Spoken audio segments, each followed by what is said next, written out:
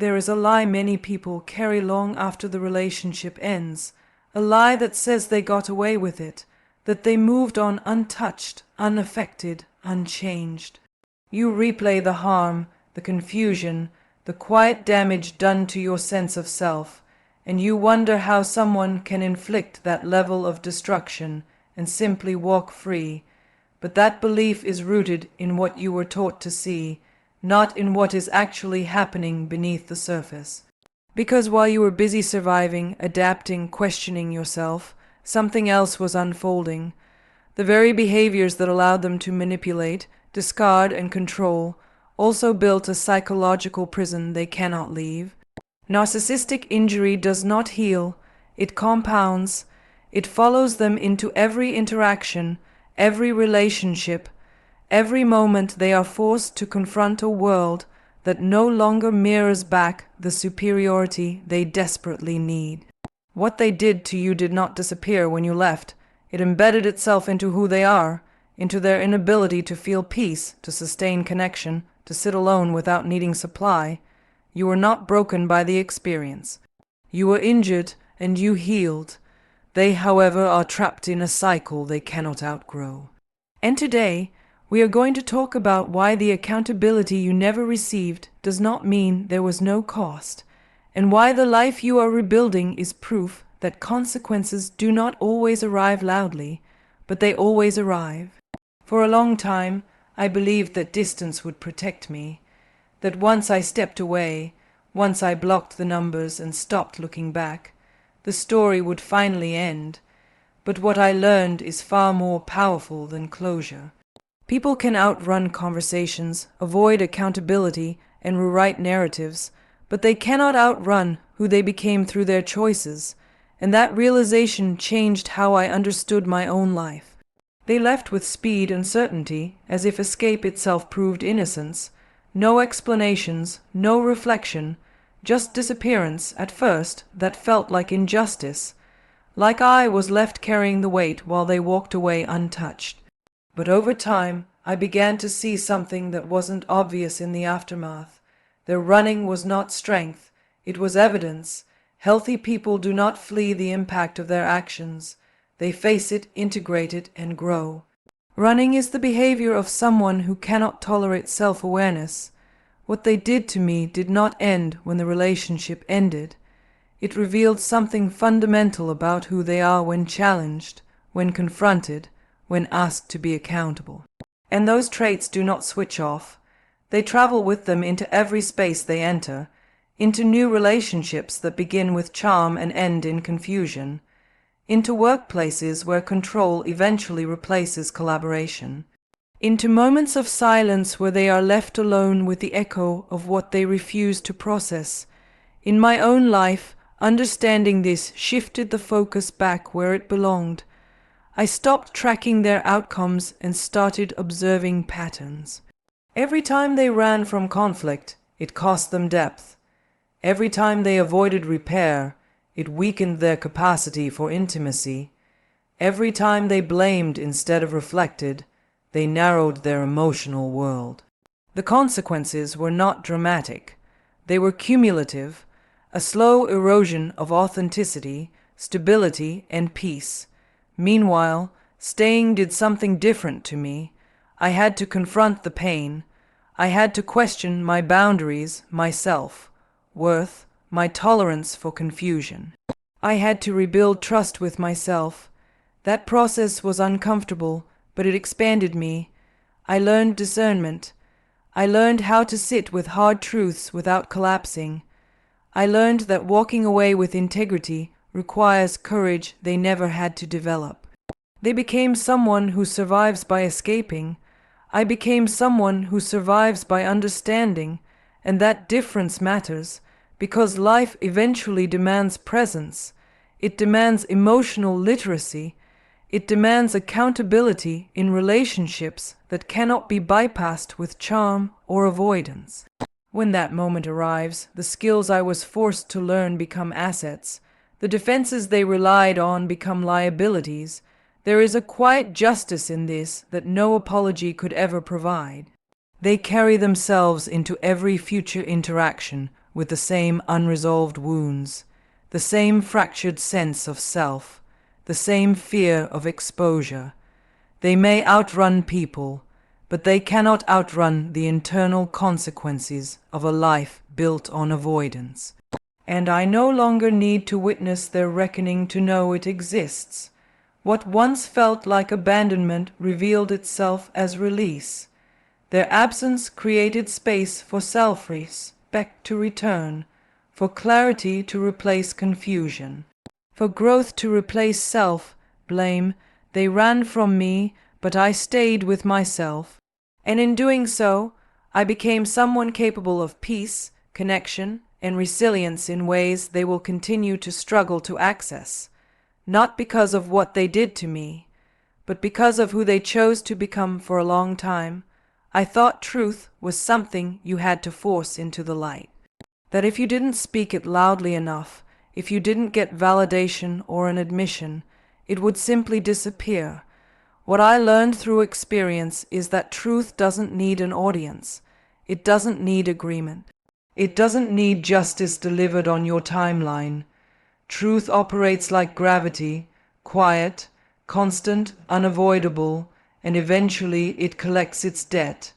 In my life, the damage wasn't just what was done to me, but how expertly it was denied. Gaslighting trained me to doubt my own perceptions.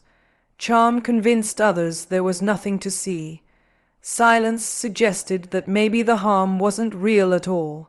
For a while, that illusion worked. They moved forward as if untouched, unburdened, even triumphant. And I stayed behind doing the work they refused to do, processing pain they pretended never existed. But here is what avoidance disguises and time reveals. When someone builds their identity around control, manipulation, and false narratives, they also build a future that depends on constant reinforcement. They need mirrors, admiration, and distraction to keep the truth at bay. And that is exhausting. Every relationship becomes a performance. Every disagreement becomes a threat. Every moment of intimacy risks exposure. The truth they buried doesn't disappear, it waits. I watched how their life unfolded from a distance, not through dramatic collapse, but through repetition, the same conflicts, the same ruptures, the same pattern of idealization followed by devaluation. Different people, same outcome.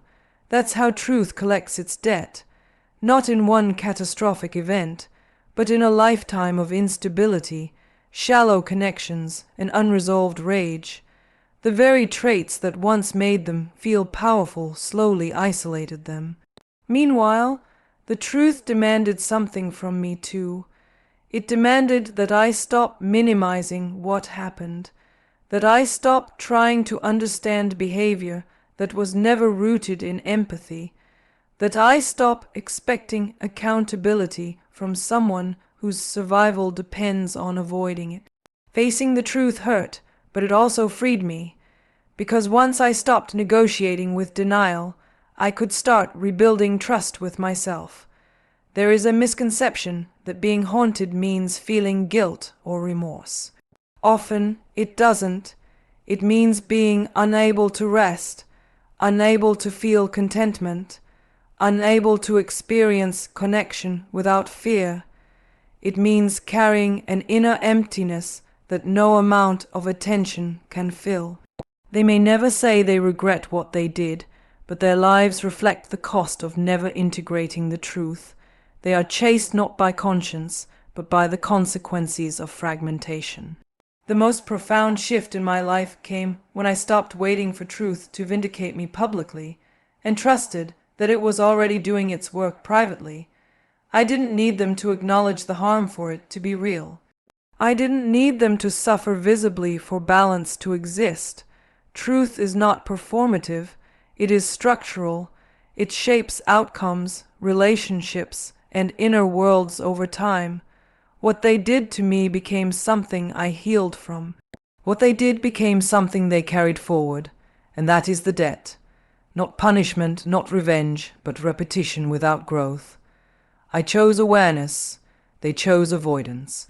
And while avoidance can feel like escape in the short term, it ensures that the truth will keep returning, knocking louder each time, until there is nowhere left to run for a long time. I believed accountability had to look a certain way. A confession, an apology, an admission that what happened was real and wrong. I thought healing was something that happened after justice, not before it. What I learned instead is far more unsettling and far more empowering. Sometimes the most profound form of accountability has nothing to do with them at all. It happens the moment you stop organizing your life around the damage they caused. In my life, survival began quietly. It looked like putting one boundary in place and then another. It looked like resisting the urge to explain myself to someone committed to misunderstanding me. It looked like sitting with grief without turning it into self-blame.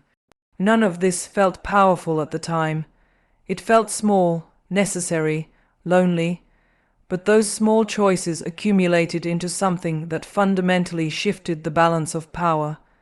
Because healing removes access, not just physical access, but emotional access, the ability to provoke, to destabilize, to control the narrative. When you stop reacting, stop chasing validation, stop absorbing responsibility that was never yours, something destabilizing happens on the other side. The dynamic they relied on no longer exists, and they are forced to face a reality where their influence has limits. What I came to understand is that narcissistic systems only function when there is someone willing to carry the emotional labor they refuse. Someone to doubt themselves, someone to stay engaged in circular conversations, someone to hold the pain while they avoid it. Healing withdraws from that system entirely. It doesn't confront it. It doesn't argue with it. It simply no longer participates. That withdrawal is not invisible, it is deeply threatening, because when you become whole again, their version of the story loses credibility, not because you expose them, but because your life no longer reflects the damage they insisted they didn't cause. You begin to trust your perceptions. You make choices rooted in clarity instead of fear. You form relationships that feel reciprocal rather than draining. And that contrast is undeniable. In my own experience, I realized that my growth highlighted the stagnation they were trying to outrun. Not intentionally, not vindictively, just by living. While I was integrating the lessons, they were repeating the patterns. While I was learning to self-regulate, they were seeking regulation through control. While I was developing emotional resilience, they were becoming increasingly reactive to anyone who no longer mirrored their false self. This is the reckoning they cannot escape, not exposure, not confrontation. But irrelevance, healing makes you unavailable to the roles they assigned you, the caretaker, the scapegoat, the source of supply. When you step out of those roles, they are left with themselves, and that is where accountability lives for someone who avoids it at all costs. Survival becomes a form of truth-telling. It says what happened mattered. It says your inner world is worth protecting. It says the harm did not define you. And every time you choose peace over engagement, clarity over chaos, self-respect over explanation, you reinforce a reality they cannot rewrite. They may never acknowledge what they did. They may never experience remorse in a way that looks recognizable. But they will experience the loss of influence, the absence of control, the quiet consequence of a life that moved forward without them at the center. And your healing will continue, not as a reaction to their behavior, but as a declaration of your freedom, a freedom that stands as the accountability they can neither deny nor escape. And this is where the story truly closes, not with confrontation, but with clarity. You stop measuring your healing against their awareness. You stop waiting for an apology that would never restore what was taken. You stop hoping they will one day understand, because understanding was never the missing piece. Freedom was. What happened to you mattered.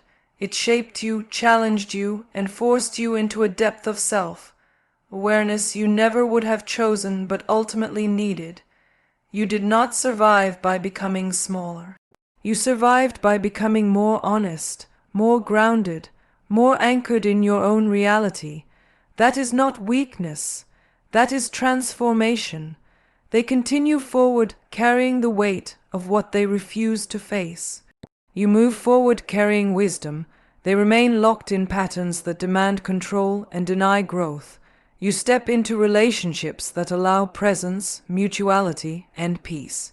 The difference will continue to widen, not because you are trying to prove anything, but because growth compounds just as avoidance does.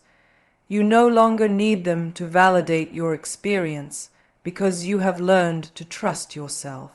You no longer need justice to be loud, because you understand that truth reshapes lives quietly and permanently.